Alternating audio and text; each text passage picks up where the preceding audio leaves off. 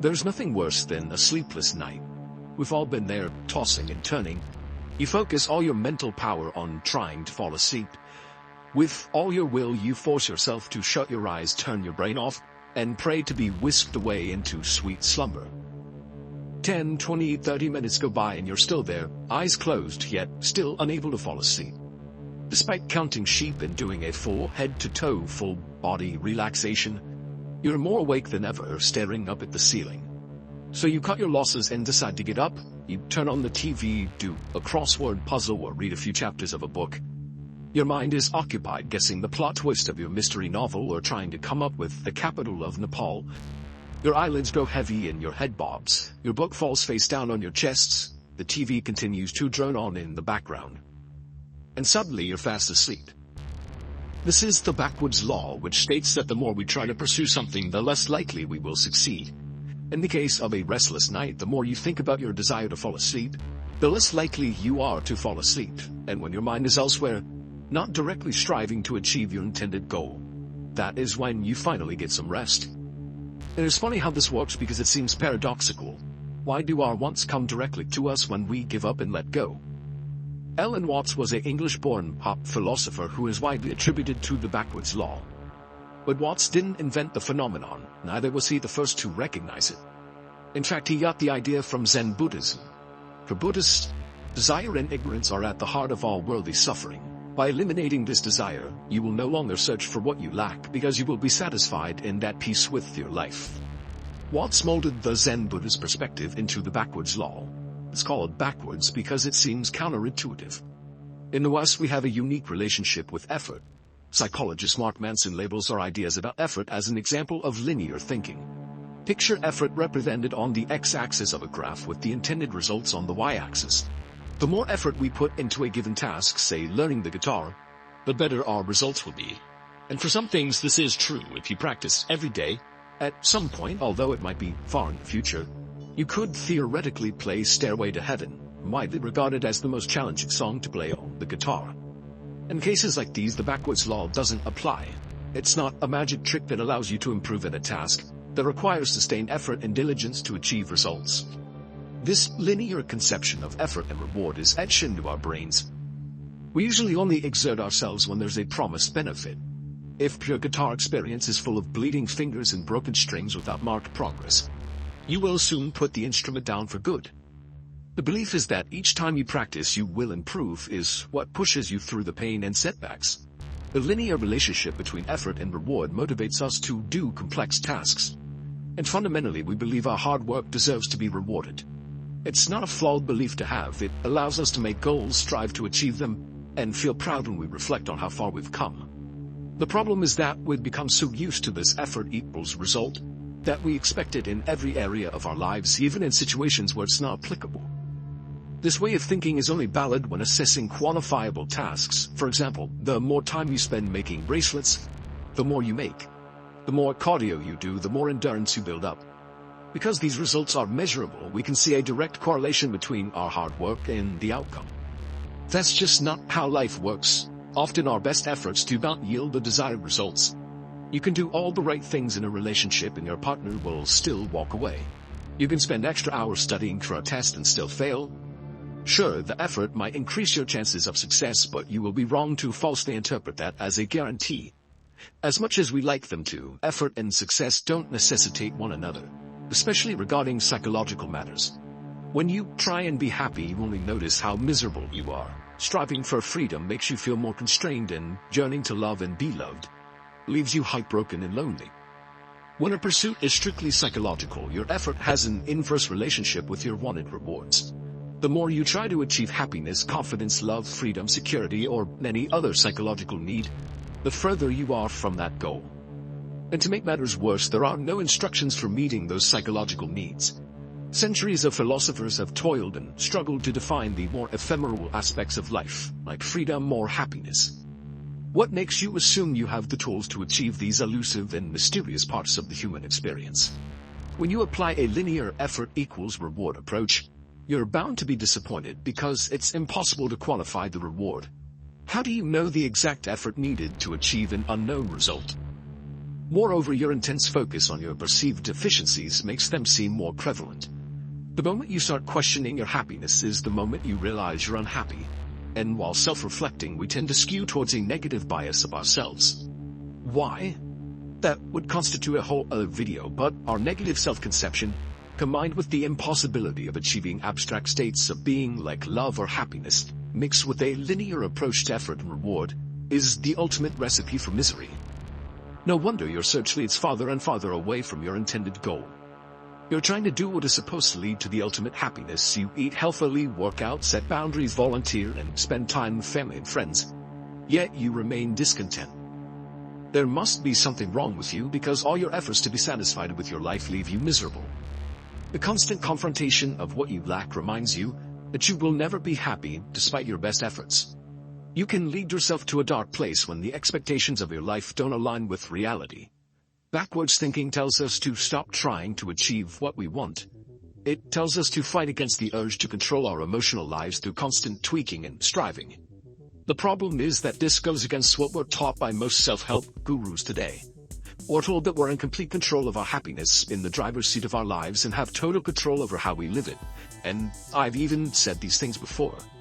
And so we try to micromanage our every impulse and desire. We try to exert complete control over our emotional well-being. We want to feel whole, but all our best efforts only leave us feeling empty. In the words of Mark Manson, desiring a positive experience is itself a negative experience. Accepting a negative experience is itself a positive experience. This might not seem very natural, but it is the truth. The counterintuitive nature of the backwards law philosophy prevents people from trying it. It's also possible that the theory could spiral in on itself until it becomes completely useless. In focusing on ridding yourself of any desire to be happy, that itself becomes a new desire. The desire to remove desire. But Alan Watts has a solution to mastering the backwards law. You must remember that you are at the root of all of your desires. You must recognize that you already have all you could want, just by desiring it in the first place, so it's futile to attempt removing or supplanting your wants. Watts once said, a knife doesn't cut itself, and fire doesn't burn itself, and a light doesn't illuminate itself. While this sounds obtuse and heady, it's pretty simple. Think about the person who strives for happiness. They pay close attention to the variables that make them feel content and enact those daily. From eating well to socializing and everything in between, they have built a life they enjoy. So why do they still question themselves? Aren't they just plain and simply happy? That is Alan's point. If you desire happiness and do what should bring you joy, then there is no need to question yourself. You are happy. Questioning or putting too much pressure on yourself to achieve an arbitrary ideal will only draw attention to a lack that might not even be there. Your actions reflect your desires, and in contemplating them, you will fulfill those desires. The problem occurs when you focus too much on trying, because you will always fail, leaving you feeling discouraged. The goal is to just be. Stop trying to be confident, just be confident. Be happy, be secure. Asking yourself or others how to become or achieve what you want to be is a mistake. Let the question go, let the effort go, and just be. We spend too much of our short lives in a futile battle to satisfy what we lack. The consistent focus on lack can be crushing and obscure the abundance around us. The search for what we lack conceals us from what we already have. It's deeply ironic to spend your whole life seeking something that was in front of you all along. All you had to do was let go of the search and the desire. Continue to live your life and stop looking for something you'll never find, and realize you already have it. Harness the power of the backwards law. Live your life to the best of your ability. The backwards law doesn't work when you engage in self-destructive behavior. It's not about doing the opposite of what you want or thinking you don't deserve to live a fulfilling life. It's about living in a neutral state. To live this way, you're not regressing backwards to a place of self-pity and torment, nor are you reaching forwards to an ideal life you'll never grasp. You must honor that in your life, which makes you comfortable and content. Focus on your instincts, be yourself, and you must be present with what you have, and not ask for more. It may be easier than it sounds. You could discover that you've been living life the way you've wanted, for yourself, all along. Because the primary key to the backwards law isn't the overthinking the state of your life. It's about continuing to live it, regardless of its condition. You must relinquish control and realize you can never find freedom, happiness, and love through trying. So stop looking, because you've always had all you'll ever need. You were just too busy searching to realize. If you need help quieting your mind so you can finally see the beauty around you, this video on meditation will help. If you're open to learning subjects like math, data analysis, programming, and AI, then I highly recommend the sponsor of today's video, Brilliant.org. I've been using Brilliant for years because of how easy they make learning. Every course is divided into easily digestible lessons, all taught with a hands-on approach that makes learning so much easier. Brilliant's courses also have interactive features that make learning these complex concepts fun. They have thousands of lessons designed by a team of award-winning teachers, researchers, and professionals, so you know that their course content is always industry standard. All the lessons are also broken down into bite-sized pieces, so you can learn on the go whether you have an hour to spare or just 15 minutes. Artificial intelligence is currently taking over the world, and it can be really difficult to understand how some of these functions work. This was made before I took Brilliant's course on how large language models work, and this course taught me all I needed to know about how LLMs like ChatGPT and Google's Gemini work. If you're interested in trying this course or any other course Brilliant has to offer, you can do that completely for free for 30 days by going to brilliant.org/aperture or clicking the link at the top of the description, which also gives you a 20% discount on an annual premium subscription. Back to our story. What if I told you that you're an addict and you don't even know it? Don't worry, you're not alone. We all are, or most of us at least. And here's a little experiment to prove it. Once this video ends, turn off your phone and leave it in a drawer for the next 24 hours. Do you think you can survive without it? If you're willing to give it a try, you're already among the few people courageous enough to do so. That, sadly, doesn't mean it'll be easy. In the first few hours, you might experience a feeling of emptiness or anxiety. You might feel your phone vibrating in your empty pocket. You might involuntarily reach for it while you're waiting on the bus or for an elevator. As your day progresses, though, a sense of freedom should wash over you. You'll all of a sudden be witnessing the world through new lenses, so to speak. You'll start noticing things you haven't in a while, and your brain will be more active than it ever can be while mindlessly scrolling through social media. When the 24 hours are over, you would have gained a new perspective on your relationship with your phone, and you might even become more aware of how much time you spend using it. But if we're being completely honest, chances are you'll be back to your old habits before you know it. Because, like I said, you're an addict. We all are. But our phones aren't the problem. Our brains are. There's a thin line between pleasure and pain, and you've probably heard this before. But even if you haven't, your brain knows this very well. At our core, we're hardwired to seek pleasure and avoid pain, which makes the two linked. So much so that the part of the brain that controls these two very contrasting emotions is one and the same. In our early days as a species, differentiating between the two was often the difference between life and death. With scarce resources, our survival depended on being able to distinguish between the pleasure of having a full stomach and warm shelter from the pain of starvation and the elements. Fortunately, times have drastically changed since then. We're now living in an era of overabundance instead of scarcity. Ideally speaking, this should make us happier, right? Sadly, the data shows that we're actually less and less happy. Depression levels have spiked in the last 30 years, and people in high-income countries have become less satisfied with their lives in the past decade, even though we're arguably living in humanity's golden age. It turns out that the reason we're unhappy is because of this very overabundance. We become addicted to the feel-good drug that our brain naturally releases. Dopamine is a neurotransmitter released in our brain whenever we're anticipating a reward. You can say it's arguably the most important neurotransmitter because it's responsible for our experience of motivation, pleasure, and reward.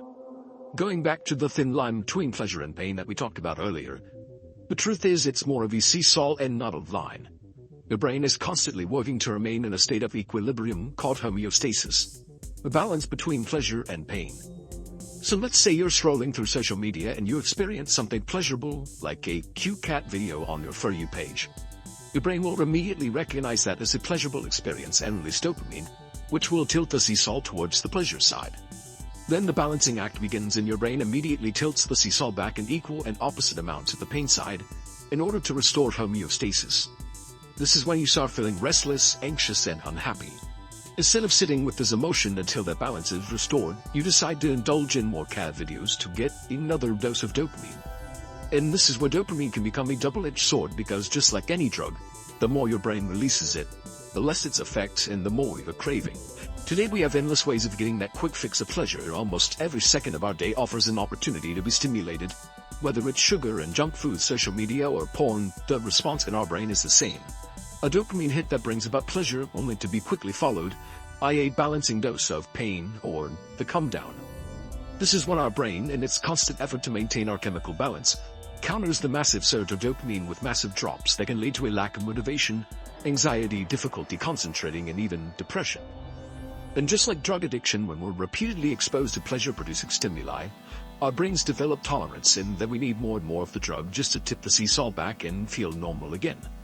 So we spend more and more time on our phones or indulging in junk food just to end the craving, even though it's not bringing us the same amount of pleasure anymore. The truth is, our brains aren't equipped to deal with this overload of dopamine that is so easily accessible today. Our brains really haven't evolved much through the centuries, but our access to pleasurable experiences has skyrocketed, which has caused us to build somewhat of an obsession with instant gratification. According to Dr. Anna Lembke, the chief of Stanford University's Dual Diagnosis Addiction Clinic, the problem is that we're losing our ability to delay gratification, solve problems, and deal with frustration. Our obsession with receiving constant pleasure stimuli means we now have less tolerance to pain stimuli, like anxiety, stress, and restlessness. Our brains are literally becoming less equipped to deal with negative emotions. This is why when you can't reach for your phone you feel anxious, or why going for a walk feels like a waste of time when you could be playing video games on the couch. Instead of processing our negative emotions and dealing with them in a healthy way, we've resorted to simply taking another hit of our naturally released feel-good drug. But as dark as this may seem, there is a silver lining. Natural dopamine release in our brains is about 10 times less than the surge of dopamine triggered by the use of most hard drugs. Having sex, for example, releases about 200 units of dopamine, while meth can release more than 6 times that amount. This is why a natural dopamine addiction is much easier to fix than an addiction to alcohol or drugs, even though the process is fairly similar. So how do you cure your dopamine addiction? Well, the first thing you should do is stop. Stop scrolling through social media or watching porn or eating junk food or seeking any form of instant gratification. Set a target for yourself, like a 30-day break from your crutch. Don't worry, unlike with any drug addiction, you won't be abstaining forever, but this initial period is essential to rewire your brain and balance your pleasure-pain seesaw. This is what they call a dopamine detox, a form of cognitive behavioral therapy that was developed by Dr. Cameron Seppa. Its name could be misleading because you can't actually stop your brain from releasing dopamine, but abstaining from the constant blast of pleasure stimuli can help you identify unhealthy patterns and replace them with healthy ones. Once you achieve this, you may then introduce those activities back into your life, but this time in moderation. A warning though, during your time of abstinence you might feel anxious, irritable, or even empty. Well, you should embrace it. The idea is to delay gratification for as long as possible, and be comfortable with being uncomfortable. As paradoxical as it may seem, you may actually seek out pain instead of pleasure. It's a Stoic approach meant to make us appreciate all that we are blessed with in life. So go for a long run, a cold shower, or maybe even read about Stoic philosophy and how challenging yourself can lead to a more disciplined and satisfied life. When we do challenging things, it has the opposite effect that instant gratification has on our brains. Instead of getting a dopamine boost beforehand, our brain releases it after we've successfully completed our challenge. And this earned high is sweeter or satisfying and more long-lasting than instant gratification. This may seem like a lot of hard work that requires a lot of conscious effort, but that's the whole point. Conscious effort. A big reason for our dopamine addiction is that we unconsciously seek out pleasure-seeking stimuli because they're so easily available. How many times have you grabbed your phone without even realizing it and found yourself scrolling through social media? How many hours have you spent scouring through Netflix late at night when all you really wanted to do was just go to bed? If we're going to reset our brain's dopamine levels, we have to actively work to make that happen. At the end of the day, it's only natural to pursue enjoyment, but the kind of world we're living in today has created an expectation that we can always be happy, but the truth is that we can't, and that should be fine. Seeking out pleasurable stimuli is good. It's the obsessive and elusive pursuit of happiness that is the real problem. So let's go back to our phone experiment from the beginning. Whether you've decided to do it or not, its purpose wasn't really to show you that you're a dopamine addict, but help you gain some perspective on how your phone is affecting your life. This little device is a gateway to countless amounts of fun that you can enjoy with just a swipe or two. It almost feels silly not to. But as with all things in life, there are consequences. We've forgotten how to be alone with our thoughts, how to concentrate on the flow of our lives without any interruptions, and how to focus on what's really important. The truth is, this overabundant world we live in today means that almost all of us are addicted to something. So whatever dopamine addiction you think you have, do you think you can cut it off for long periods of time, like a day or even a month? Can you deny your natural programming, delay gratification, and seek pain instead of pleasure? You can find out the answer to this question in a couple seconds when this video ends and you're left with a simple choice. Watch another video, eat another cookie, or play another video game. Give in to the dopamine craving that you know no longer satisfies you. Or you can fight the urge, then go for a walk, take a cold shower, or maybe even just D for a minute or two without any sort of stimulation. You now know that it's crucial for your mental seesaw, your peace of mind, and ultimately, your happiness. My life completely changed my final year of college. After spending the first 3 years as an introvert who only really went to school to get the best grades, I started communicating more with my professors and other students in my program. I started making friends, going out more, and allowing myself to enjoy the other non-academic activities. Reaching out and being more social paid off in a variety of ways, but by then, it was too little, too late. My academic life was pretty much over. I started thinking about what could have been had I been more social sooner. What I didn't learn in university or college from classes was that connecting with people was critical to success. I learned that from my experience outside the classroom. You can call it what you like: networking, making human connections, socializations, whatever. However you choose to describe it, know that it will propel you forward. We tend to think the world is more of a meritocracy than it is. Yes, skill and education do play a role where you end up, but a lot of the professional world is who you know or who you get to know. If someone is able to put a face to a bio or a resume, it has a big impact. These are just some of the most important life lessons that college didn't teach you. We're often taught what we should learn, but not how we should learn. The truth is, the reason many people suffer in school is because they haven't figured out the best way to learn for themselves. So, they conclude that they're bad learners and don't absorb information well, when in reality they just need to try a different technique. After struggling, sometimes at school, I'd turn things around by doing two key things: making physical notes and repetition. During classes, I wrote out notes on a physical notepad. I stayed focused on lectures this way and could better recall what I had learned. In preparation for exams, I wrote out a new set of notes to study and reviewed those notes every day for 4 to 5 days in a row. During exams, I had no trouble recalling what I'd studied, and the whole learning process stopped being any kind of stressful. Just 24 hours after reviewing a subject, we forget about 20% of what we've been studying. But by repeating the review process, our memory improves to the point where we can basically remember almost everything we've learned. But before we can start learning anything, we have to first be open to learning itself. Our desire to learn is something we actually have some control over. A study by Nicole Detling, a psychologist at the University of Utah, showed that by focusing on positive learning outcomes of challenges, we can motivate ourselves into starting the learning process. When we envision that brighter future, we're more likely to take concrete steps to make it a reality. One of the problems with our education system is that it doesn't teach us how to use tools to get things done, when in reality that's one of the things that makes us uniquely human. In just a few years, we've gone from teachers saying we won't always have a calculator in our pockets to having full-fledged computers in our pockets. Whether you're trying to have a conversation with a potential partner, trying to write a New York Times bestseller, or just making a YouTube video, being as detailed as possible is super important. Abstract language doesn't excite the imagination.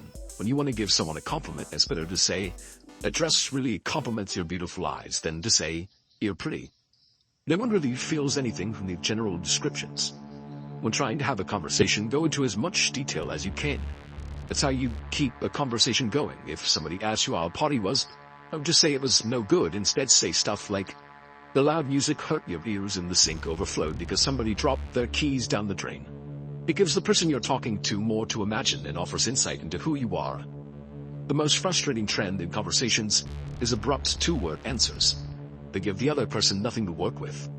When you're writing, telling a story, or even simply giving somebody instructions, going into as much detail as time would allow might be the difference between getting a second date and your younger sibling burning down the house because they set the oven to degrees Celsius and not degrees Fahrenheit. When we need help, we often feel anxious, and that anxiety prevents us from getting help.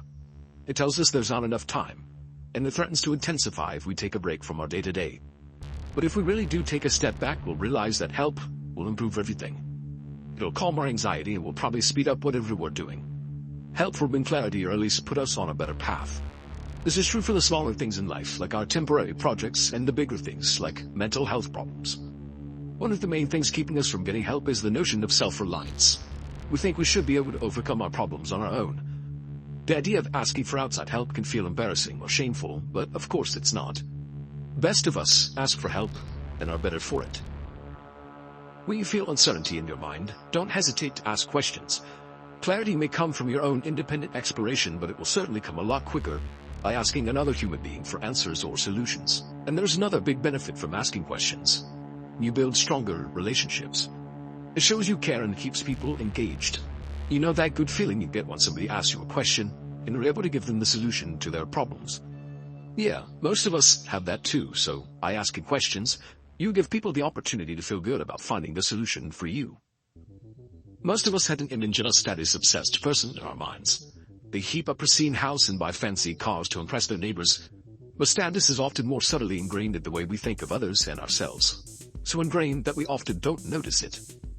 Try this thought experiment. Imagine someone you're in a relationship with leaves you for somebody else. Now imagine people of all different income levels becoming your ex's new lover. Do some make you feel differently than others? Does the rich person fill you with resentment? How about the person who doesn't have a stable income? Think about someone in your field that you don't think is as skilled as you. Have you assigned them a different status in your mind? Probably, and it probably affects your interactions with them whether you like to admit it or not. But status isn't real. Our status is in our occupation is just a social game that doesn't even extend beyond our work. You're just a face, name, and number to the government worker renewing your license, not whatever role you play at your job. The more we remember the fictitious nature of status, the more we'll respect others and treat them fairly. Let's say you notice a new offer in your personal inbox while online banking. It's a special offer from a credit card company and they're going to give you 0% interest for 6 months. It sounds great.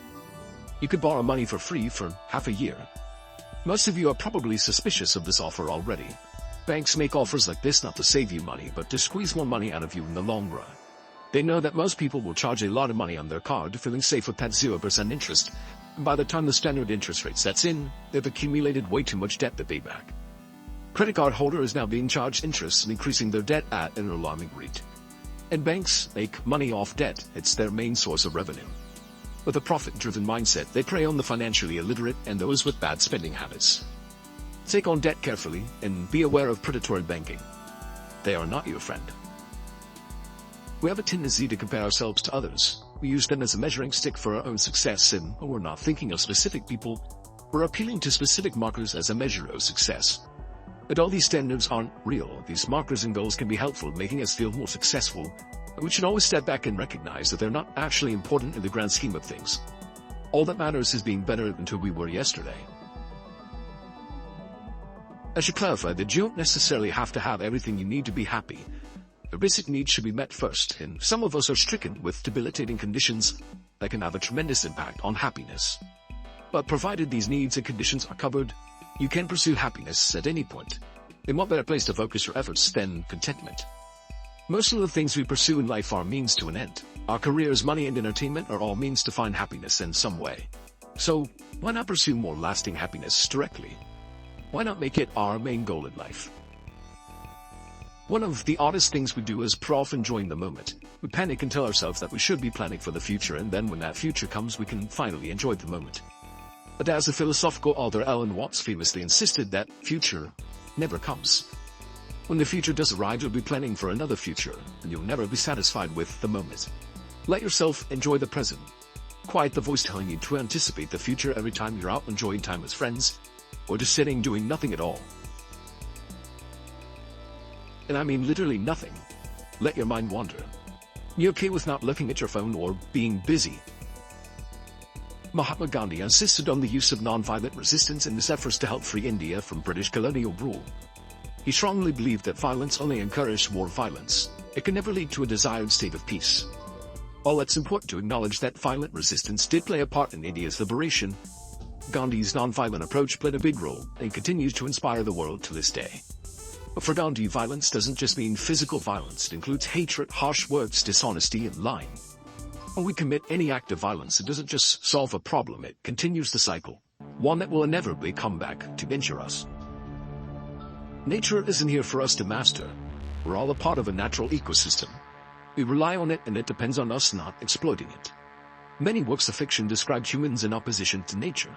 If we don't conquer it, it will destroy us. In Daniel Quinn's philosophical text, Ishmael, a psychic gorilla, teaches his student about follies of this perspective of man versus nature. He describes humanity as falling off a cliff in our ongoing efforts to bend nature to our will. It's a good lesson to keep in mind when taking care of your home, for example. If you have outdoor space, should you resist nature by maintaining perfectly cut grass? Or should you consider letting the wilderness of nature take over? You could grow native wildlife that supports the ecosystem. You have options that don't pit yourself against your natural surroundings. To know someone is to objectify them.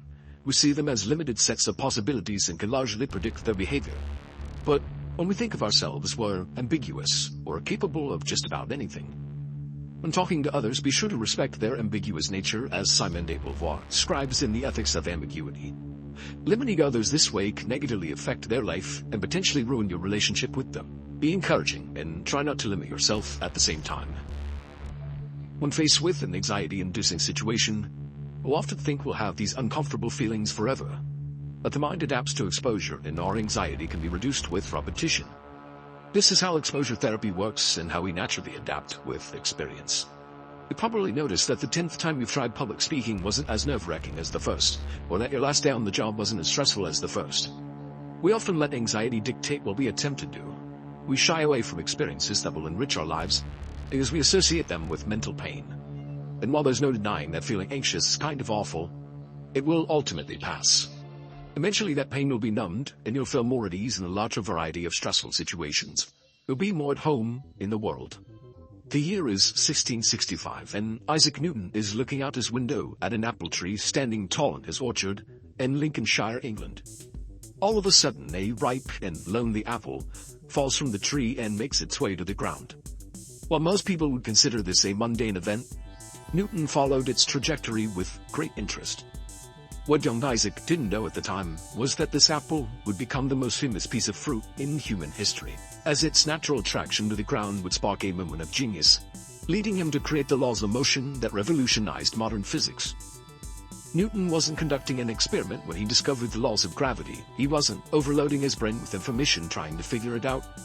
He was simply looking aimlessly outside his window. He was bored. But that was in the 17th century. Times have changed a lot since then.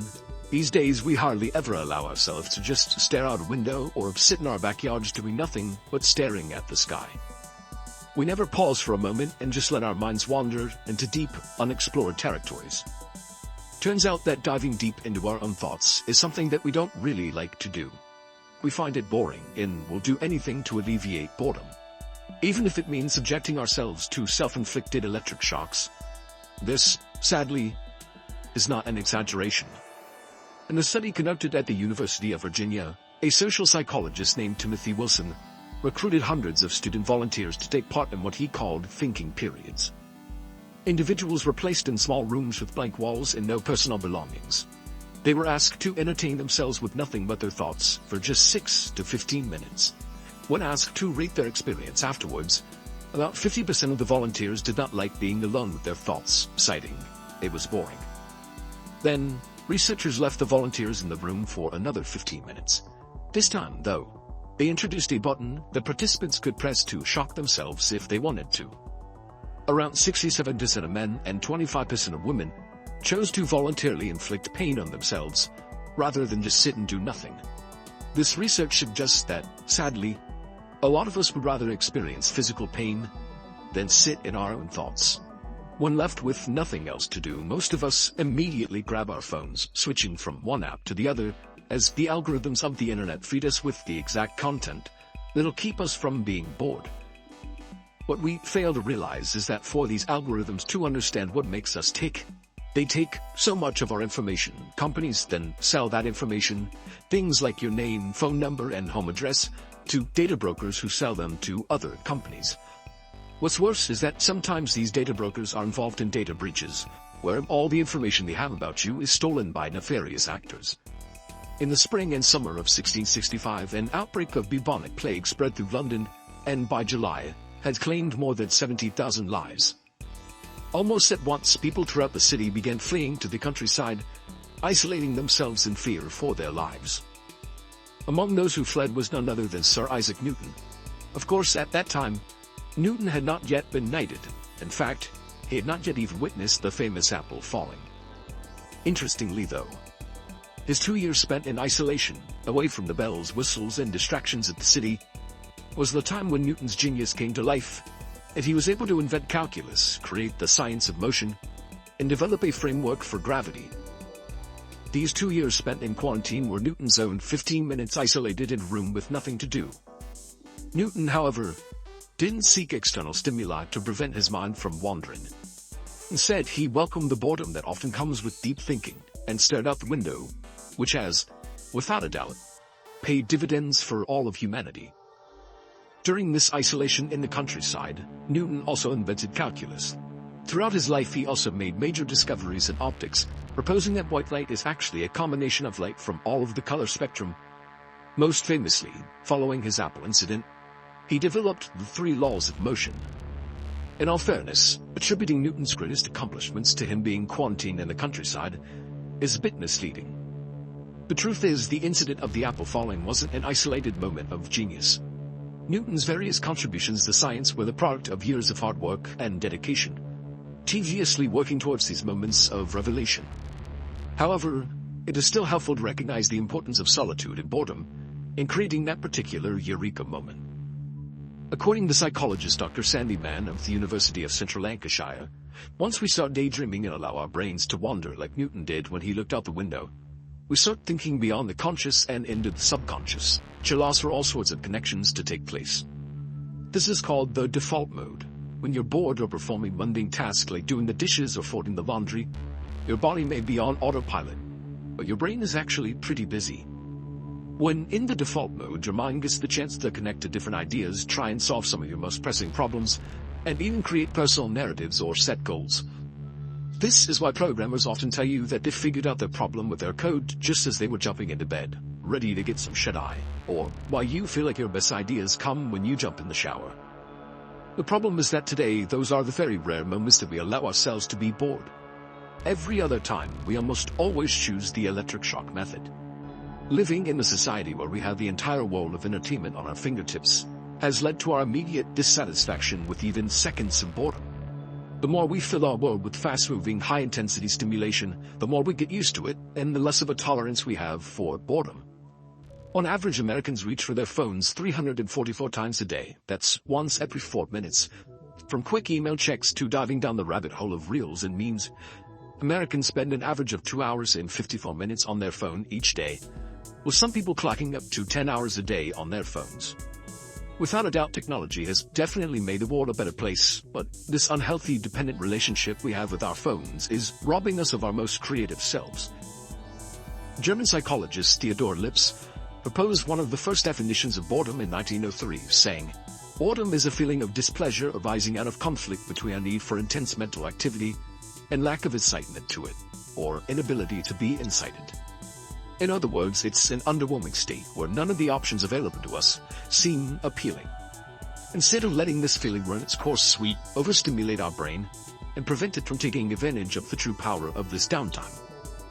Our first instinct when we experience boredom is to just endlessly scroll through feeds, switching to social media apps, even when we're walking from one room to the next or waiting for the cashier to bag our groceries. We've become conditioned to constantly seek out novelty and deliver a hit of dopamine to our brain. Sadly, once that sense of novelty fades, it leaves behind a stronger feeling of boredom, which we then try to get rid of with even more stimulation. It's a vicious cycle that keeps our brain occupied. Mindless entertainment designed to capture our attention for the longest time possible. Studies have shown that, when given tasks that require minimal mental capacity, participants often contemplated their future and their plans for it. On the other hand, if your brain is constantly consumed by stimuli, It'll rarely have the time to think of the bigger picture and is less likely to set goals for the future or to be more creative. A 2017 study from Georgia Institute of Technology measured the brain patterns of more than 100 people. Participants were asked to focus on a stationary point while they lay in a MRI machine. The goal was to figure out which areas of the brain work together during an awake but resting state. The team compared the data with questionnaires that the participants filled out about how much their minds wandered in daily life. It turns out participants who had reported more frequent daydreaming scored higher on intellectual and creative ability and had more efficient brain systems recorded on the MRI. These findings are supported by a lot of artists when discussing their creative process. In his book, Creative Quest, music producer and drummer for The Roots, Questlove, wrote about his battle against the many distractions available to us in today's world. On the face of it, it doesn't make any sense. Boredom seems like the least creative feeling. But it's actually a way of clearing space for a new idea to spring back up. Similarly, J.K. Rowling, author of the Harry Potter series, formulated all the ideas for her book in a 4-hour train ride from Manchester to London. If she had an iPad and binge-watched her favorite Netflix show instead, she probably wouldn't have brought Harry and his magical world to life. In his book Daily Rituals, Mason Curry studied the routines of hundreds of other artists, writers, and creatives, and concluded that boredom is a recurring theme that leads to the mind wandering and having a kind of diffused focus which allows for creative production. This diffused state is when the mind enters its default mode and comes up with its best work. Perhaps the best proof of this truth is none other than Albert Einstein himself. Einstein took over where Newton left off and gave us a more advanced definition of gravity with the notion of a curved space-time. Einstein was known for his extremely vivid imagination and inspired thought experiments that allowed him to define time as the fourth dimension, and to change our understanding of the mechanics of the universe itself. Many people believe that the seeds of his genius were planted during the year he took off from high school in the 1890s, when he simply wandered without purpose and contemplated the world, free from any external pressures. Throughout his life, Einstein would take regular walks to clear his mind, and in a letter he wrote to his friends while sailing in 1932, he said, "A cruise in the sea is an excellent opportunity for maximum calm and reflection on ideas from a different perspective." It was clear that he knew the importance of sitting still and letting the mind wander. Our history is full of many great thinkers who have been conscious enough to take advantage of their downtime and utilize it in the name of creative production. Psychologists today encourage parents to allow their children to be bored instead of occupying all their time watching YouTube on their tablets. The idea is to give the young minds the time and space needed to discover, create, and find their own genius. Teaching people, especially kids, how to use technology to improve their lives, while also self-regulating their exposure to it, should be a crucial part of digital literacy. There's a saying used in tech: when the product is free, you are the product.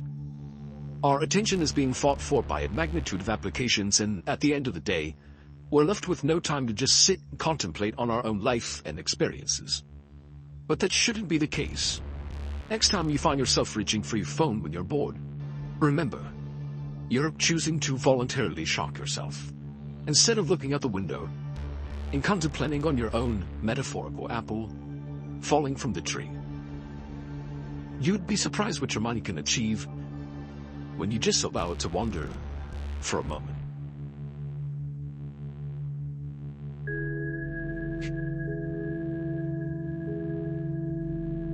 To everything there is a season, a time to be born,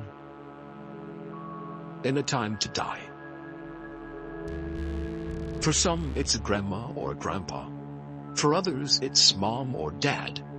For some, it's a brother, a sister, a friend, or a lover. Whoever it is, whenever it is, one thing is for sure. At some point, we have all experienced the sting of death.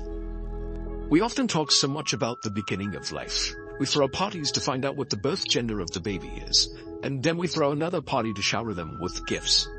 And then we throw another party once they spend their first 12 months on this earth, and every 12 months after that. We share stories about the day we were born, albeit stories we cannot remember ourselves and have only formed from the pieces we've been told by different sources. We talk a lot about birth, but usually never about death. Most times, the first we're forced to speak of it, it has already taken someone we love. But it doesn't have to be this way. We are all going to die someday, so we might at least talk about it while we can. Here is to death.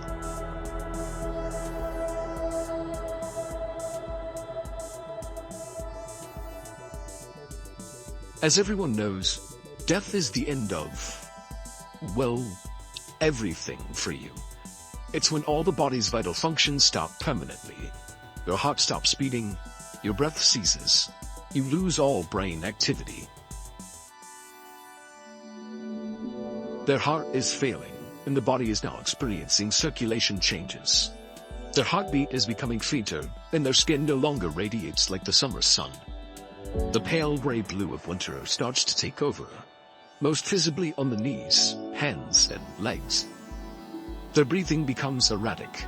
Sometimes it's slow, sometimes it's fast. Sometimes it's faint, sometimes it's loud. Cheyne-Stokes is happening now. They take several breaths, then a long pause with no breathing at all. Then just when we think they're gone, they gasp and take yet another breath. They're not there yet, but they're close. In a few hours, they'll take another long pause.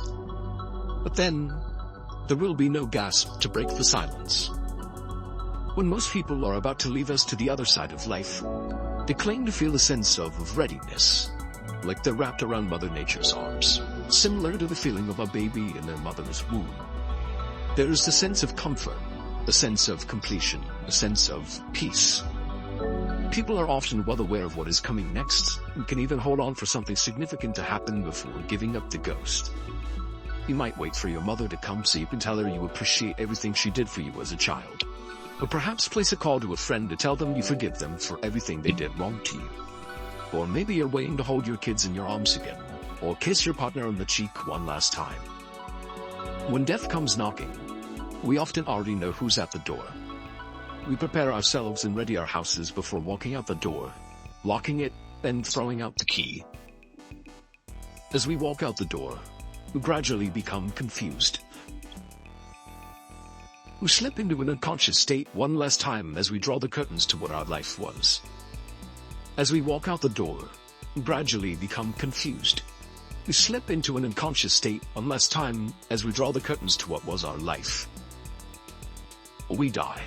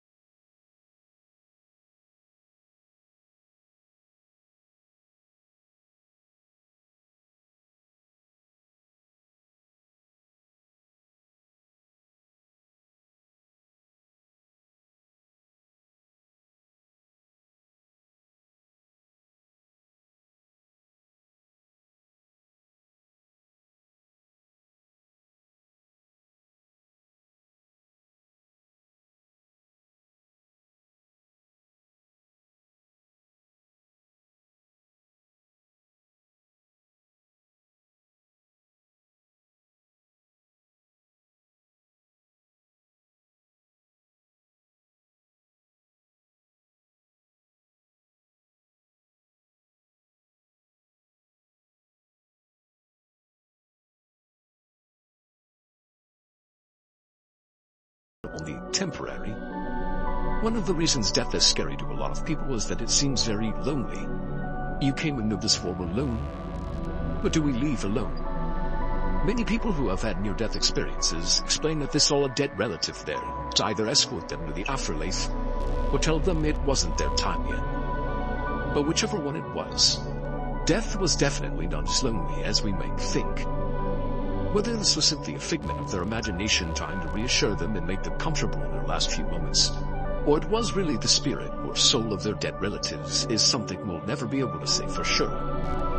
However, what we do know is that death for most people is not lonely, or at least does not feel that way.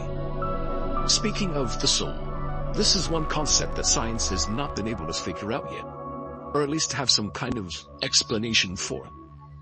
But with the number of near-death experiences associated with an out-of-body experience, it might be time to start rethinking whether it's something that can even be explained by science.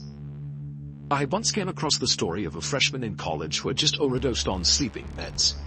They flatlined in the ambulance and were declared legally dead for 3 minutes.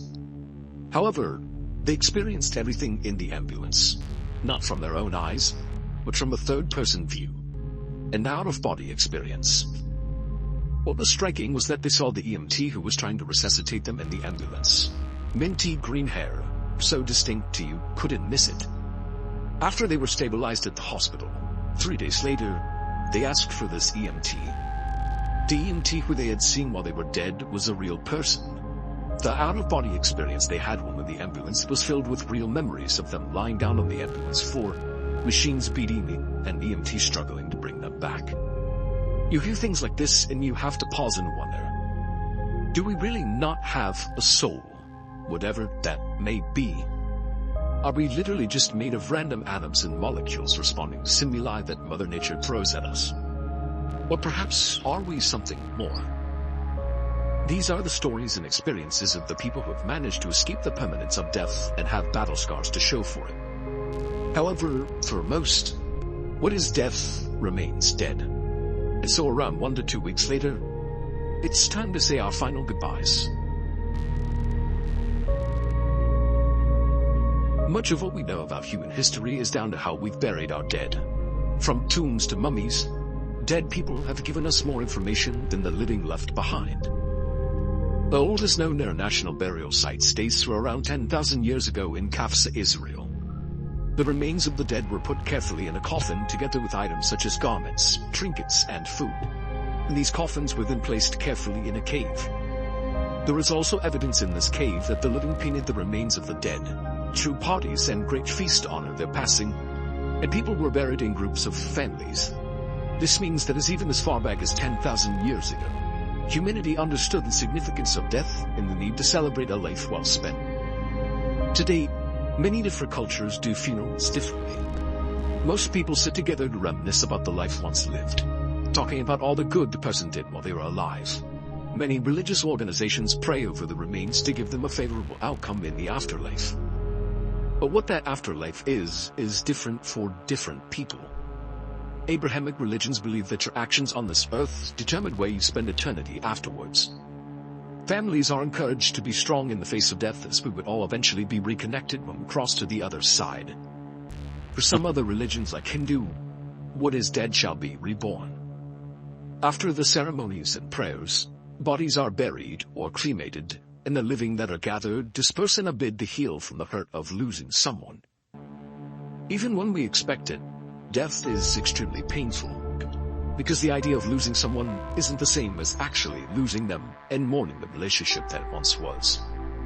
Although we are fully aware that these things can happen and that they are part of the human experience, when we are faced with the harsh reality, the feeling of grief can be excruciating. The finality of death is its scariest attribute. The waking up one morning and realizing that everything once had, shared, experienced, they're all gone forever. The fact that all we'll have of those experiences are memories. Old memories we cannot recreate, and new memories we cannot form. But more often than not, these experiences give us a new perspective on life. It reaffirms the reality of the brevity of life and gives us the courage to experience all that we can in the short time we have on this earth. It teaches us to be good people while we're alive, because we won't be there to defend ourselves when the eulogies are being read about us as we lie in an open casket. And in the end, we're better equipped to help people going through the same thing, because people are better comforted by others who have had a similar experience. Seeing someone just like you survive through their own loss gives you a sense of hope that maybe, just maybe, you too will be able to pull through. When you're sitting there staring at your loved one who is about to die, understand that death is normally not as painful and troubling for the person dying as it is for you. For the next 2 hours, sit with them, squeeze their hand in yours, talk about all the beautiful things in life, about shared experiences, about their kids and pets, their lovers and friends. Talk about a life worth living till its last breath. Talk about a life well spent. Talk about death. The earth will keep spinning, the birds will keep chirping, but eventually, everything has an end. To be alone forever, some people's greatest fear. A table for one at a fancy restaurant, falling asleep in a cold bed, a quiet, empty house. With no one to share your wins and losses with, no one to witness your happiest moments or comfort you in your most difficult ones. It's that sinking feeling in your chest, imagining that you're unlovable and undesirable and fearing you might remain that way forever. If you're single, there's a high likelihood that you felt this way before, and if you have, there's no reason to be ashamed of it. It's normal, or dare I say expected, that you'd feel this way in a world obsessed with romantic partnerships. These fears are echoed everywhere, in the movies we watch, the songs we listen to, and even in social and political discussions. One of the first insults you hear thrown around is, "You'll never find love thinking this way." Unfortunately, this is why many people enter and stay in relationships that might not be the best, because we have this notion that being with anyone is better than being alone. But what if we could change our thinking about being single and focus more on the positive aspects of it? Here is why you should stay single. Embracing life without a romantic partner isn't easy, but if you do the work and are honest and intentional with yourself, you can create a great life for yourself. You can find happiness on your own, and for many of us, it's easier than finding the right partner. The first thing to remember is that being single isn't the same as being alone or lonely. You can be romantically single and still have fulfilling relationships with family and friends. Sharing your life with the people you love doesn't necessarily have to involve romance. There's this unspoken expectation that our romantic partners have to be our everything. They need to be our best friends, counselors, caregivers, and providers. These necessary roles can easily be filled by multiple people in our lives. You could even argue that spreading your support network across multiple people is better. It's unrealistic to think that one person can fulfill your every need and desire. In fact, this is one of the reasons a lot of relationships end. One party feels so burdened by all the emotional weight in the relationship that they burn out. By learning to share these roles and expanding your support network, you're better prepared for the difficulties in life. You're also less likely to feel lonely because you have more people to lean on. Even if your relationship with one person is suffering, you have others to turn to. This is why so many people are lonely, even people in relationships. Because they put all of their expectations on one person, they start to feel alienated and alone when those expectations are not being met. This dynamic of being alone with a partner can cut deeper than the loneliness you feel when you're single. Because in a partnership, you're not supposed to feel lonely. So, adding to your loneliness is the shame and the guilt of feeling lonely in the first place. It's also difficult to share this feeling with others. Friends and family might have difficulty believing you because they see the snippets of life with your partner. So, they remind you of the good times and tell you that all relationships require hard work. Because it's commonly believed that being lonely together is better than being alone. Many people stay in relationships that they should leave because they're afraid of being single. And if more people had a positive view of single life, I think the pressure to stay in unhappy relationships would decrease. Being in a relationship doesn't mean you'll become your best self, but this still seems to be the way of life or pressure to conform to. Romance is the central theme of countless Hollywood blockbusters, novels, and TV shows. We're constantly being sold the idea that love will complete us, that we're nothing on our own. We're taught to look for our better half as if we can't be whole on our own. Even apart from the stories sold to us by the media, society also seems to favor people who are in couples. Practically, life is just so much cheaper when you have someone to split the rent and groceries with. Healthcare plans and travel expenses privilege couples. And setting money aside, a spouse or a common law partner holds a certain status in your life, like an extension of yourself. Your partner holds the title of someone who knows you better than anyone else, even if you have a friend or family member who might be worthy of that role. Friends and family might see your life as incomplete without a special someone. Everything could be going right for you, but without a partner, you might be pitied and seen as a failure. The people in your life could be trying to influence you to find someone, making you feel that being alone is an inferior option. And after a while, you believe it's what you should do. But it doesn't have to be this way. There are lots of ways to live a happy life, and it's important to know what it feels like to live a happy life on your own. While it is true that the world isn't set up to support single people, there are huge benefits to spending life on your own. When you're single, you have complete control over your life choices. Want to move to a new city or change careers? You can fully pivot the direction of your life without having to consider the needs or wants of a partner. You can take risks without fear that your choices will negatively impact someone else. You don't have to feel guilty about going after what you truly want, because ultimately, the only person you have to consider is yourself. It extends to little things like decorating your house, what time you want to wake up in the morning, and what you eat for dinner. While these sound like small luxuries, this kind of freedom and independence doesn't come easy with the partner, even with active communication. When you're single, everything in your life is entirely in your control, and this might sound daunting. Some people prefer being told what to do. It's why a lot of people are stuck in codependent relationships that they can't get out of. But being single forces you to work through any of the issues of dependency you might have. The control you gain over your life allows you to develop a sense of self and to figure out who you really are and what you want out of life. As an adult, singleness is the first time you get this opportunity. As a child, choices were made for you, and as a young adult, the school system patrols most of your waking hours. If you're ushered straight from that phase into a series of relationships, you'll never really know what it feels like to live life uninfluenced. While some might be fine with this, I think it can stunt your growth. As an independent adult, you have the chance to get to know who you are when no one's watching, and you gain trust in your ability to make the right choices for yourself. Don't deny yourself the opportunity of self-discovery. An extended period of your life, free from any notion of romance, can help you tune into your emotional side. You learn what it feels like to listen to yourself without the distraction of outside noise that a partner often brings. You can hear what you want and follow through on your desires. When you become good at listening to yourself, you can begin to live a life that aligns with your own values. You learn how to soothe yourself in times of stress, take care of yourself, and enjoy your own company. It sounds easy, right? Well, being single definitely also has its downsides. I don't want to paint a romanticized version of being single because that would be ironic. You see, even with the best friends and family, being single can still be lonely. Your friends and family have other people they're devoted to, and because you're not in a romantic relationship with them, they don't owe you first priority in their lives. You might want to vent to someone after a rough day at work and find that your friends are too busy and can't meet up. Managing chores and life tasks all on your own can be a challenge. Then there's the emotional and physical intimacy that most of us crave, even if only occasionally. Someone to buy you flowers or just make a cup of coffee for you in the morning. Also, in a partnership, it can be easy to blame your problems on another person. When you're single, there is no place to hide. You have to take responsibility for your life, the good and the bad.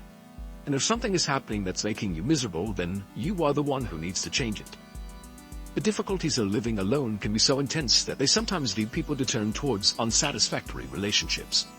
Scrolling through dating apps trying to find the next first date, finding comfort in awkward situationships, or constantly seeking casual sex can all be coping mechanisms for starving off loneliness. Of course, finding yourself in strange, unfulfilling romantic entanglements isn't the end of the world. In each case is specific. But using other people to shield or distract ourselves from our insecurities and problems is easy. It helps us avoid looking deep within ourselves and investigating our dependent behavior. I think intentional singleness requires a lot of courage. It shows you're willing to plunge into the depths of yourself without fear of what you'll find. It can be seen as an act of self-love.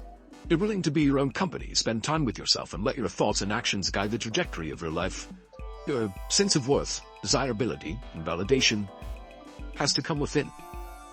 You can't fast-track this work through a month or two of being single between relationships. It might take years of singleness to realize that you're better off on your own, or prefer to be alone rather than with someone you don't like. You might even arrive at a place where you prefer to remain single forever. But this time it doesn't come with the sinking feeling of despair, but with excitement and a sense of liberation. If you're currently in unloving romantic relationships, don't take this as a reason to break up with them. Being in a relationship has its merits, and what you want from life is different for everyone. And I can't deny that dating can be fun, and every relationship you have is an opportunity to learn more about yourself, albeit through the lens of somebody else. Plus, you could fall in love and find the perfect partner that feels like they complete you and spend the rest of your life with them, because really there is no template to this life. Remember that staying single for a while doesn't completely mean ignoring your desire for a relationship one day. Instead, it's an opportunity to find satisfaction despite that desire. It's about recognizing who you can be when you're alone and the type of person who could complement you. Who you are is special and worth protecting, and after a season of being alone, you'll more likely value yourself and your time.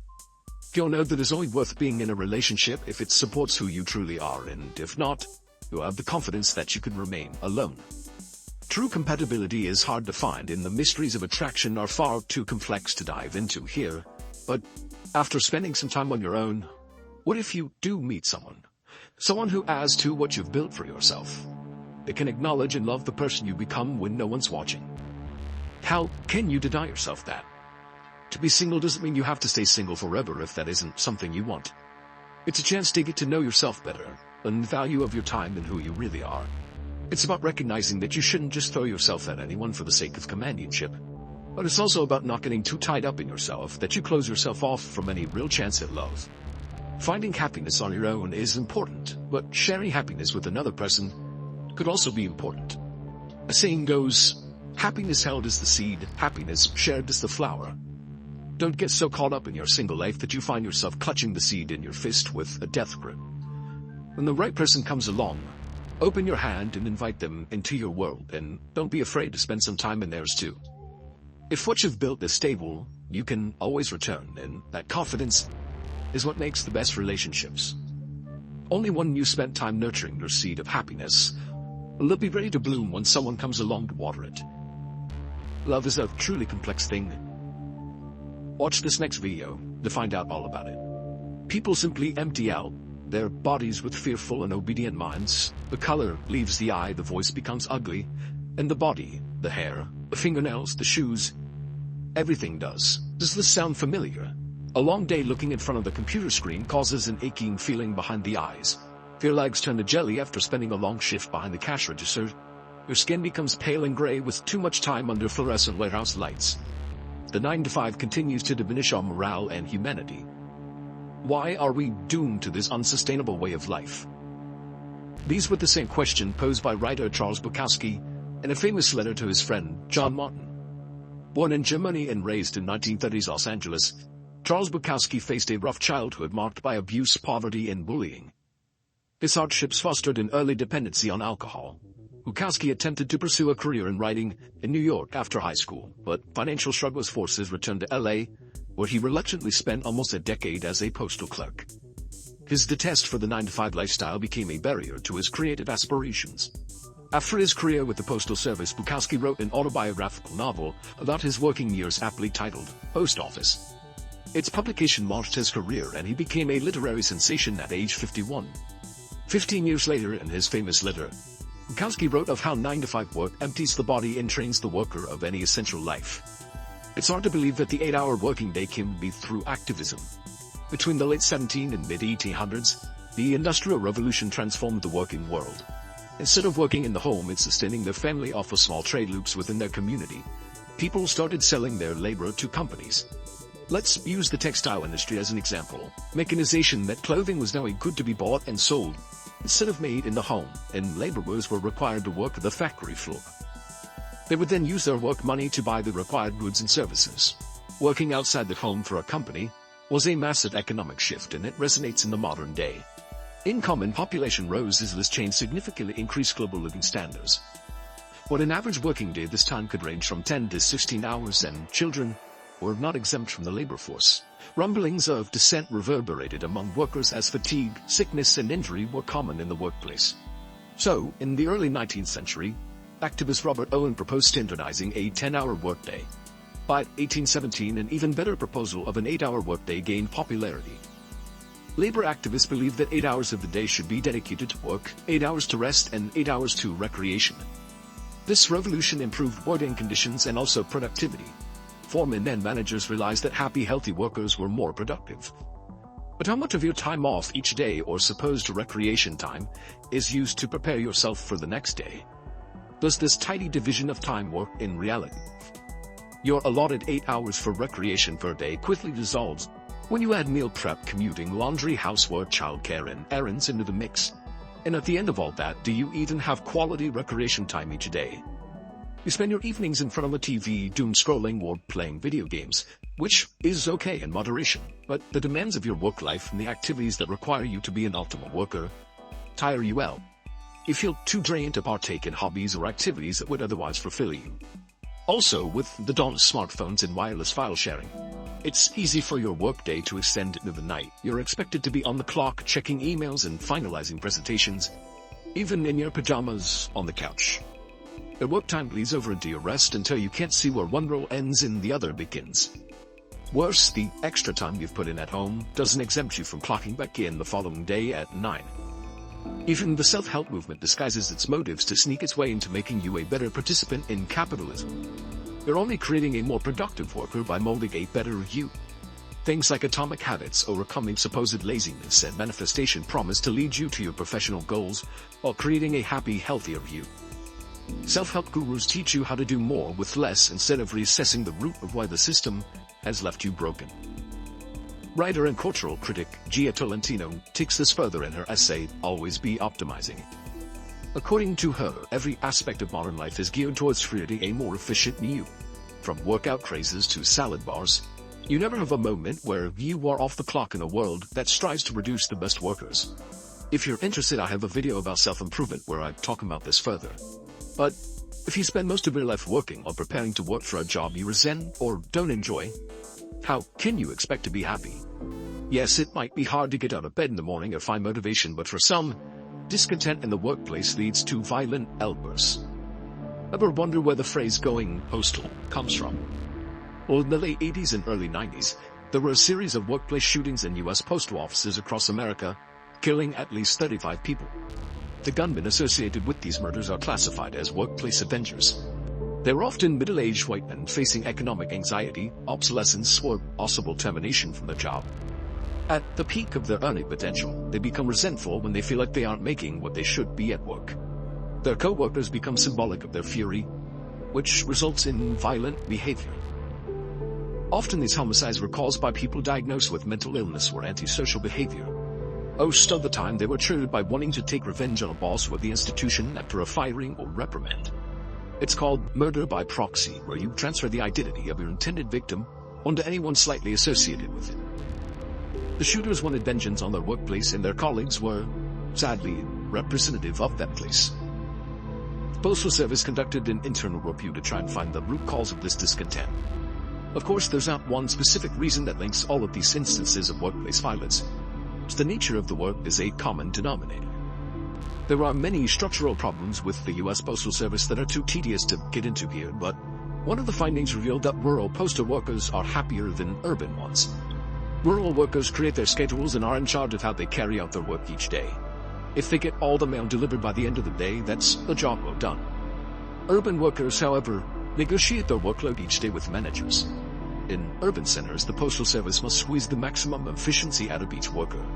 They'd rather hand out overtime and overrun the workers they have than hire more. And that one difference, choosing how you will complete your work for the day, is a determining factor of overall happiness at work. Work is whittled down to its most essential parts in industries with winnowing resources. When profit is king, there's no room to innovate your work structure to support workers better. Something happens when workers become starkly aware of their place as a cog in the machine. While most people don't retaliate against the system in a homicidal rage, we spend so much of our lives working that it has an evident influence on our emotional health. Busting your butt to keep a job that you might want is taxing. In this situation, you must maintain cognitive dissonance or disassociation from yourself for 40 hours a week. Because what's the alternative? To exist in modern society, you must generate an income. In his letter, Bukowski likened work to slavery for this reason. Unless you come from immense generational wealth or you're at peace with a monkish existence, work is inevitable. Work that is isolating and repetitive, like in a warehouse or factory, causes your mind to wander, and without proper outlets, you can foster pent-up rage. Your body becomes like a machine repeatedly fulfilling the same task, an instrument to generate money. Your work denies you your humanity, yet you're doomed to live most of your life in this state. How can most people genuinely claim that they're happy with this system? The vast majority of us won't be as lucky as Charles Bukowski. Bukowski got a ticket out of his grueling manual labor job. Remember John Martin, the friend to whom Bukowski wrote his letter outlining his problems with the 9-to-5? Well, in 1969, Martin offered to pay Bukowski to quit his job at the Postal Service and commit himself full-time to writing. At the time, Bukowski wrote, "I have one of two choices. Stay in the post office and go crazy, or stay out here and play at writer and starve. And I've decided to starve." Within his first month as a full-time writer, he finished his debut novel. Martin known to small press, and as a token of gratitude, Bukowski published with him throughout his illustrious career. But how rare is that? Imagine someone approaches you and offers to fund your passion project for the rest of your life. You would probably quit your day job on the spot. Such an opportunity won't arise for most people. So how do we find a way to cope with this unfulfilling work structure? You can't really opt out, but is there a way to lessen the burden of your 9-to-5? One thing you can do is say no to work when you can. Maintaining a proper work-life balance is crucial to overall health and happiness, but setting those boundaries takes practice. You have to know your worth as a worker and be willing to stand up for yourself. You must take your entitled lunch and break times and refuse to work after your contracted hours without any overtime pay. While Bukowski was cynical about the sanctity of your free time during your workday, you are entitled to it as a worker. And the more workers unite to enforce these rights properly, the less likely employers will abuse them. Hence the importance of unions. If you're a union member, ensure you're fully informed about what your union can do for you. Participate in union votes and strikes and make sure your voice is heard. It's one of the only ways to push change forward in the workplace. Some companies have taken the initiative to change their structure, and after all, our world looks a lot different than it did during the Industrial Revolution. The 40-hour workweek now seems absurd. Shorter, less demanding workweeks prove this arbitrary time designation is obsolete. In an experiment, companies in New Zealand dropped to a 4-day workweek, which resulted in greater workplace happiness without sacrificing that much productivity. Also, working from home, if your industry allows, frees up commuting time and enables you to sneak in some housework between meetings. Workers feel most empowered when they have some say over how their day is spent. Companies that allow their employees to make themselves as happy as possible during the workweek help pave the way for a better work-life balance. It is also essential to reclaim your free time, and free time means just that. Moments that you deliberately dedicate to absolutely nothing. Nothing in this context entails anything where you aren't making or spending money. Walking, picnics with friends, reading a book, even just staring off into space. Those alone moments allow you to cultivate a sense of self outside of work. It's unhealthy to lead your life with a sense of doom, but escaping the doom loop is difficult. Your time is precious and sacred, and the time you spend not working is even more so. Use it to reclaim your humanity and remind yourself you weren't put on earth to work. You are here to live the best life you can. That you owe it to yourself to create the best life for yourself, regardless of the constraints of the 9-to-5. Imagine you're an Olympic athlete. You could be a track star, a distance swimmer, or a figure skater, whatever sport you choose. Chances are you've been training for it since the moment you could walk. You have your gym routine down to a science. You've hired specialized coaches to help you along the way, and you eat a specific meal plan that ensures you perform at your best. Physically, you're at the peak of your sport, and you've done everything you can to be one of the best athletes in the world. But to win, your game needs to extend way past the physical, and mentally, you have to believe you will win no matter what. Crouching at those starting blocks or mounting the balance beam, you must think at the end of the day, you will end up on top of the podium with a gold medal around your neck. Otherwise, what's the point in competing in the first place? The problem is that every athlete you're competing against shares this belief in. You know that. You also know that there can only be one winner, and so statistically, the chances of you coming out on top are pretty low. Yet you must go against your own logic and believe that no matter what, you will win. This is naive optimism, the belief that good outcomes are more likely to happen to you than bad ones in any given situation. You must keep yourself unaware or naive of what could prevent you from your goals and forge forward, as if you will achieve them regardless of any external factors. No matter the circumstance, you believe things will work out for you, even when the odds aren't in your favor or when certain obstacles are in your way.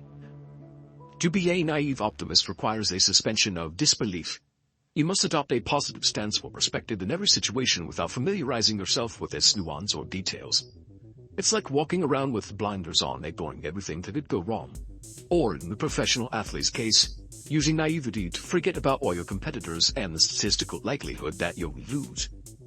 The ignorance of the naive optimist can serve them well. Have you ever felt anxious before a party where you don't know many people?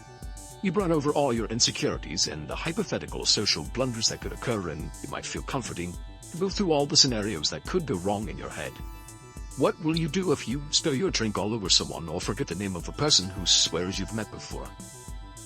But is it really comforting, or do you just end up feeling anxious and worried throughout the party, forgetting to enjoy yourself or meet the new people? The naive optimist will go into the night assuring everyone will like them and everything will go off without a hitch. And while this might not be true, awkwardness is almost a given when meeting new people. When you have positive expectations, you stop anxiety and catastrophic thinking in its tracks. You go into the party with a more open demeanor and making it more likely that you will make a good impression. You could have a similar attitude when interviewing for a job. Believing you'll do well and achieve the desired outcome makes it more likely to happen. Blocking out the negative possibilities helps you focus on all the good things that could happen. It prepares you to confidently communicate your credentials and why you would be the best choice for the role instead of worrying about why you might not be. To take your naive optimism to the next level, you would prepare for the interview as if you already have the job, despite the other candidates interviewing for the same role. As someone who overthinks, I sincerely understand just how difficult naive optimism can be. And from the outside, it can be easy to conflate naive optimism with manifestation. Both methods constitute an unwavering belief that you will achieve what you want. But that's about where their similarities end. Manifestation is putting an intention out into the universe and expecting the universe to grant you that wish. It relies heavily on energy and things like journaling and visualization. And at least how it's been popularized suggests that something will happen, even if you don't work for them. On the other hand, the naive optimist knows this mindset doesn't guarantee all their wants and desires will plop into their lap. Asking the universe for the winning lottery ticket or your dream home won't get you those things. Naive optimism is about tangibly working towards your goals and believing you will achieve them because of that work. It's being optimistic about the results of the work you've put in regardless of the challenges you might face. Sadly, our society has gotten to a point where being optimistic is now being seen as wrong.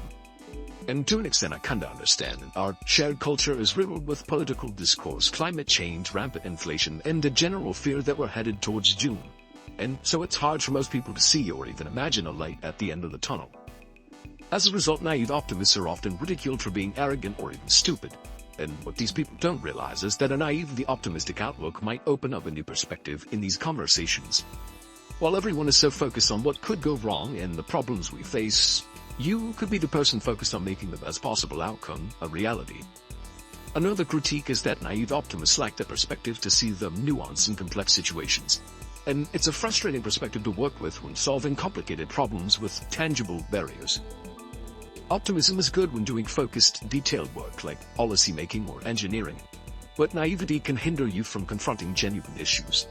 In large-scale projects, the naive optimist does have their place, but it's also necessary to balance that perspective with a more realistic outlook. One of the best utilizations of naive optimism is at the outset of a massive project or challenge. Naivety is helpful in situations where confronting the whole picture could discourage you. Consider like starting a business or writing a novel or completing a triathlon. If you begin a big project thinking about all the problems you'll inevitably have along the way, you won't be motivated to start. Instead, it's best to be optimistic that you will complete the project without considering the obstacles. And even if you don't reach your goal, you'll still be further along at the end than if you had convinced yourself that it was impossible from the start. Naive optimism will always push you further towards success even if you don't make it all the way there each time. And it allows you to try new things and pushes you out of your comfort zone. Because you're not as focused on what could go wrong. You build confidence and trust in yourself by giving yourself that chance, however naive it might seem. It reminds me of the Dunning-Kruger effect, and usually this phenomenon refers to the type of person with a low skill in a particular area, who grossly overestimates their ability anyway. Think of an audience member watching a ballerina on stage and thinking, That doesn't look so hard, I could do that. And then fast forward to them in a ballet class struggling to do even the most basic steps with the proper technique. Often the Dunning-Kruger effect has a negative connotation. People are so ignorant about their abilities that they don't even know how ignorant they are, but it's actually not that bad. Because it is the Dunning-Kruger effect that allows people to take the first step to achieve greatness. Yes, that audience member who watched the ballerina grossly overestimated their skill, but that naivety allowed them to enter the dance studio. And sure, they may have 2 left feet at first. Still though, through perseverance and an unwavering belief that they can succeed, in just a few years of training, they too will be pirouetting and leaping across the stage, while another audience member watches and thinks to themselves, I'm pretty sure I could do this. This is why kids learn stuff so quickly. If you spend significant time around children, especially toddlers, you'll notice they're very optimistic about their abilities, and overly so. From dressing to pouring juice to cutting their hair, they think they can care for themselves despite their lack of life skills. But their naive optimism is what builds those skills. It allows them to practice, so eventually, one day, the orange juice ends up in glass instead of all over the floor. Older children also tend to overestimate their abilities alone and have zero fear when trying new things. They're like little sponges eagerly soaking up information. They learn quickly and hungrily because they don't possess all the self-conscious baggage surrounding ignorance. It might be helpful to adopt a childlike mindset when learning new things. It comes from a want to learn and forgetting how likely failure will be at first. Overcoming that initial mental hurdle is the most helpful thing naive optimism can do for you. Another instance where naive optimism can aid you is when facing a difficult life decision. Maybe you or someone you know is dealing with a chronic illness, financial stress, or relationship struggles. A naive optimist would believe in their core that they will make it out the other side. They wouldn't spend time considering what might be in their way or the realistic likelihood that things might turn for the worst. And I'm not trying to say that naive optimism will make these situations quickly melt away. Instead, this philosophy is meant to help you see a favorable resolution in cases where it's too easy to focus on the negative. As humans, we tend to have a bias towards the negative, and evolutionarily this makes sense. We're urged to protect and prepare ourselves for the worst that life can throw our way. But an overemphasis on the negative isn't helpful. It can cause you to overrule a situation and indulge in unnecessary worry. Feeling overwhelmed by negativity when life inevitably becomes difficult is normal. But just because you encounter a challenging situation doesn't mean that you have to give up the idea that, at some point, things will get better and work out for you. With a naively optimistic attitude, you can make better decisions with your future self in mind. Naive optimism takes practice, and as a chronic overthinker, it's not a mindset that comes naturally to me. The key might be to fake it until you make it. If you act like a naive optimist, you won't likely sincerely adopt the attitude over time. Start with the small things. I will complete everything on my to-do list. The meeting with my boss will go well. I'll successfully bake a loaf of bread from scratch. Then hopefully this attitude will seep into more influential sectors of your life. Even if you don't become the textbook example of a naive optimist, these thought patterns will get you further than if you didn't use them. Remember your ideal Olympic athlete self. You must believe you will win the race to reach the starting blocks. When the race begins, you are paces ahead of where you would have been without this belief. Even if someone runs faster and beats you, the idea that you would win still did more for you than the belief that you'd lose. And there's always the next race, the one you know you'll definitely win. Life is still in your head, unable to entirely give yourself over to naivety. It might be helpful to check out another theory: optimistic nihilism. Belief is that nothing matters, but rather than letting that be a reason for fear and anxiety, embrace it as a good thing. Why? Click the link on your screen right now to find out. Like many of you, I spend a lot of time imagining arguments in my head. I have my opinion going in, and my imaginary opponent has theirs, and I pretty much always win, and my opponent graciously admits defeat and changes their opinion on whatever subject.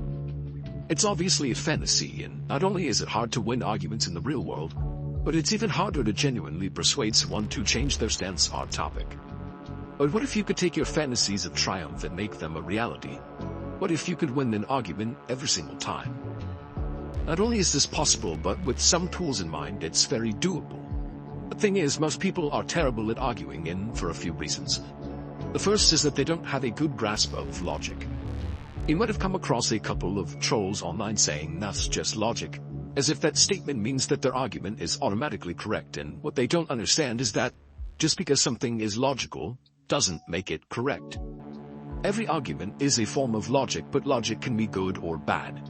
And there are two categories an argument must pass through before its logic can be called good. First is the validity of the argument, and this questions whether the conclusion of your argument follows its premise. I could suggest that since bees make honey, hornets must make honey too. The conclusion I drew, that hornets must make honey, clearly doesn't follow the premise that bees make honey. Second is the soundness of the argument, which questions whether your premise is true or false. If the fact you use to support your conclusion is wrong, then your logic is unsound. I could suggest that all species of bees make honey, and therefore the bees in your backyard make honey.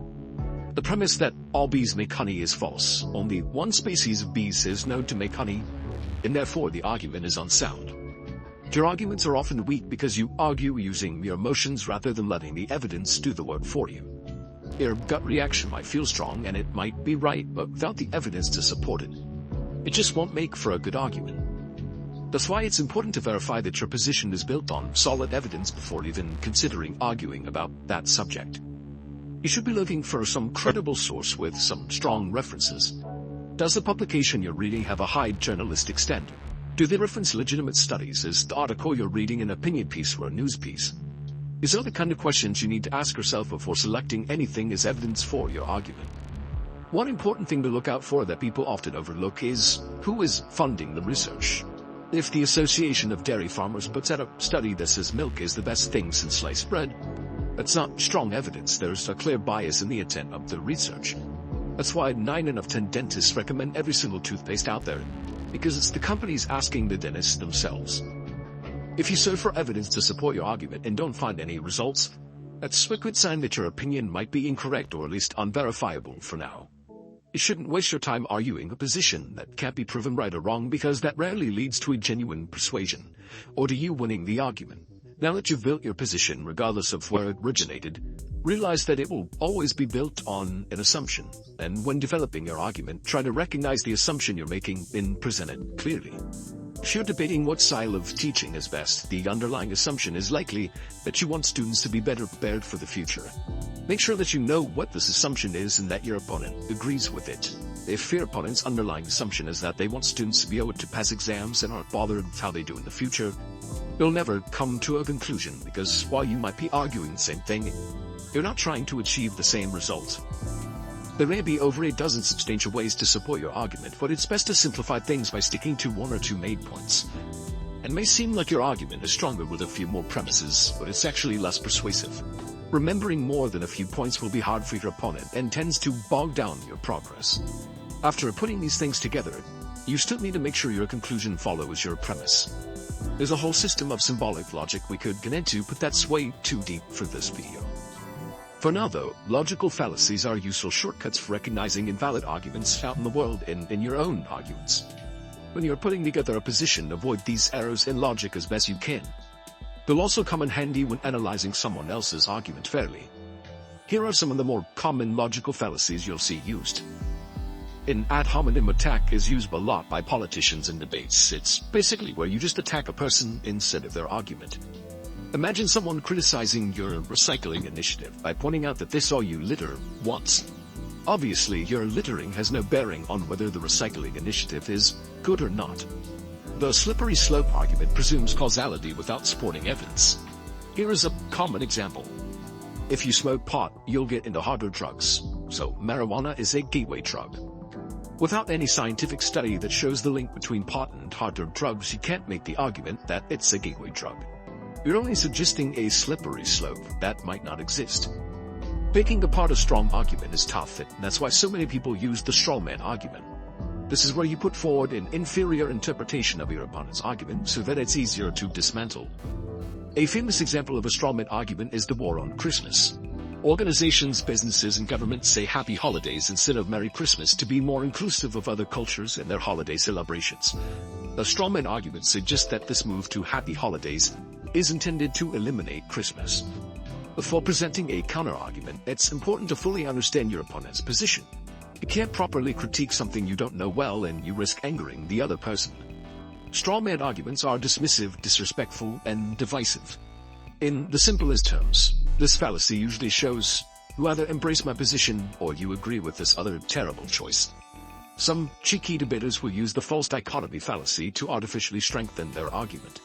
They'd make their position seem like the obvious choice by only presenting another bad option when there are, in most circumstances, many other better choices. It's like saying either you eat an apple every day or you get sick and need to see a doctor. Obviously, those aren't the only two options. There are many other foods you can eat to stay healthy. This is an argument that assumes what it's proving is already true. This one is used in religion a lot, and the most famous example of this is the ontological argument to prove the existence of God. It says that if we could think of the most perfect being like God in our mind, then such a being must exist in real life, because being real is better than just existing in our thoughts. This, as you can probably tell, is a circular argument, because telling someone to think about God means assuming that such a being exists in the first place. Red herrings are great arguments because arguing is a waste of time anyway. Is anything ever really resolved in debates? In case you missed that, I just used a red herring fallacy, and it's when you distract from the argument with something that may seem relevant, but isn't.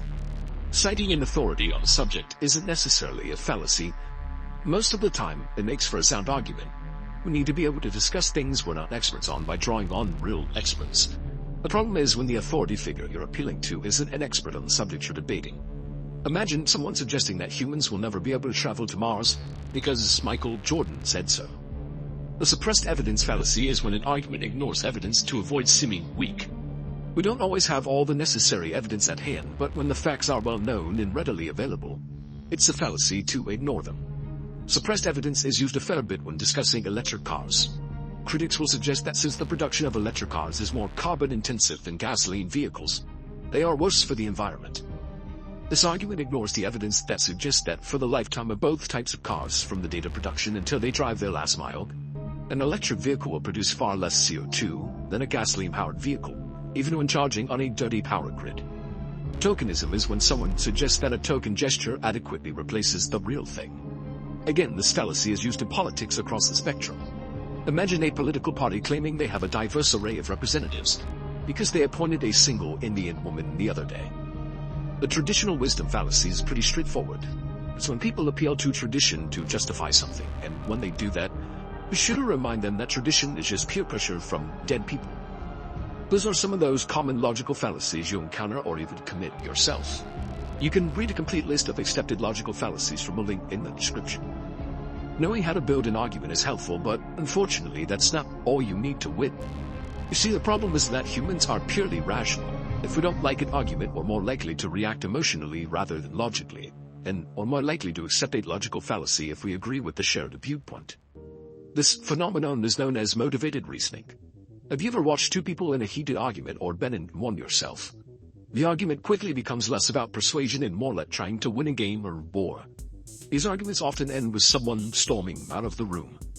And what's happening here is a pretty straightforward example of the fight-or-flight mechanism being triggered. When we detect a threat, our brain's amygdala puts our body in alert mode by releasing stress hormones like adrenaline and cortisol. Our hearts begin to race, our palms sweat, and our breathing becomes shallow. This is our body preparing for fight or flight. Our neural pathways to the prefrontal cortex narrow, and our ability to do complex decision-making disappears, and we're trapped in one perspective that makes us feel safe. Even our memory becomes untrustworthy, leading to wild denials and more chaos. It's like the amygdala is hijacking us, cutting us off from our more reasonable selves. This is the state we're in when we engage in a heated argument. It's hard to imagine that putting out a logical fallacy will do much to dissuade someone in this condition. This is why when you're trying to win an argument, you have to think about how to avoid triggering the other person and yourself. Persuasion won't happen if your body's in emergency mode. Instead of antagonizing the other person and their argument, ask them for more details. Most people often assume that they know more than they do, and they have a general understanding of the subject, but lack the finer details to support their argument. Oftentimes when their depths of knowledge are revealed to be somewhat shallow, people will become more humble and willing to accept correction. At this point, you definitely don't want to rub ignorance in their face. Being kind and respectful will help avoid triggering fight-or-flight instincts. Many of us hold highly partisan beliefs, and when someone attacks part of that belief system, the person feels their whole ideology is threatened. Before triggering the partisan brain, try appealing to the other parts of a person's identity. People are far more objective about non-political values like their work ethic. Evoking an outside perspective can help someone feel less emotional about an argument.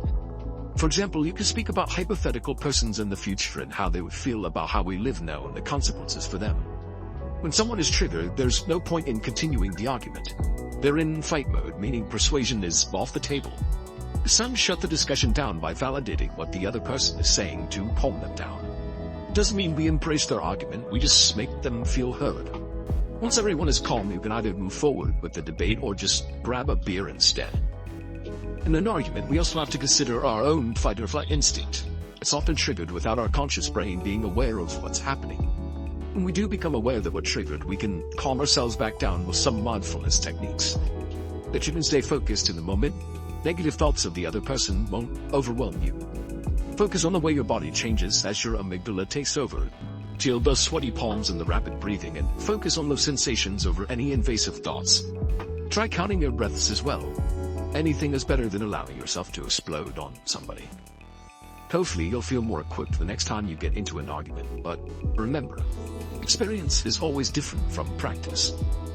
You might feel better equipped to beat your opponent in an argument, but they'll constantly be challenging you. And no matter how good you are at persuasion, some people will never change their stance on the subject matter because, unfortunately, facts don't change minds. Watch the video on your screen to understand why.